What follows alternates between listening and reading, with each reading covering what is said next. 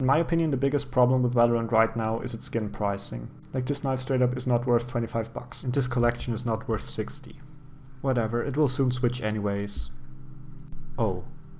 Well, turns out it was just a bug and there is actually a new collection. One that cost 50 bucks for 4 skins, and while I personally do not like those skins as I don't think they fit into the game stylistically, I can at least understand why someone might like them, and at least they are a complete overhaul of the weapons model. Except for the revolver, which in my opinion just looks way too cluttered for this game. And if I didn't know any better, if I were asked what game this skin is from, I would probably say Paladin's Battle Royale. And while the Reaper collection at least changes the gun models, the Samurai collection is literally just a normal map baked on top of the skin. Meaning it literally changes nothing about the geometry and is just completely flat, which was probably done for optimization, but is still a bit disappointing. However, don't get me wrong, I'm not hating on those skins. Especially with the Reaver or the Lux collection, I can really see some people actually enjoying those skin lines. But the biggest gripe I have with all of those skins is just the fact that they are incredibly overpriced.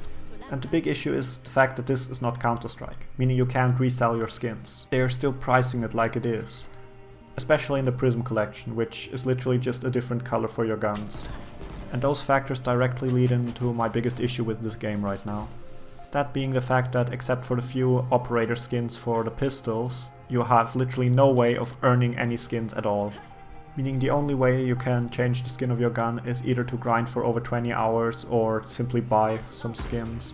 And while I'm fairly certain this will be addressed once the game actually releases, I mean, Riot has a pretty good track record of making great skins in League of Legends, I still think this is something worth addressing right now already. Because if we don't show our current discontent with Riot's monetization practices, they will just keep them like this in the real game. Now, to bring up Counter-Strike as an example. While my inventory isn't great, I do have a few more expensive skins. The main reason I was willing to pay more for those Counter-Strike skins was the fact that I can resell them again should I no longer want to play this game. And even though I likely won't make back all the money I invested, I still get enough of it back. Now, Valorant doesn't have this feature, which already lowers the willingness to spend absurd amounts of money on video game skins. But it's still surprising to see Riot messing it up this bad, given the fact that they seem to be able to reasonably price stuff in League of Legends. For example, you can have skins that change the character model for either 500 or 900 RP, which are below 5 and 10 bucks respectively. The tier above that costs about 10 bucks and completely changes the visual effects of the character. And the main tier above that costs 1800 RP, which is about 15 bucks, and they completely change the character's looks, its visual effects, as well as the animations of the character. And above that are prestige skins for which you either have to grind incredibly much or pay a lot of money, or 3000 RP skins, which only exist for a select few characters. Now compare that to Valorant, where for the price of about 2 of the best skins in League of Legends I can change the model of my knife. Which isn't even the worst part. In theory, you could unlock every single League of Legends skin for free, which you do through Hextech chests, which you get for performing very well in this game, and you can open those with Hextech keys you get for being very nice in a game and being honored by your teammates.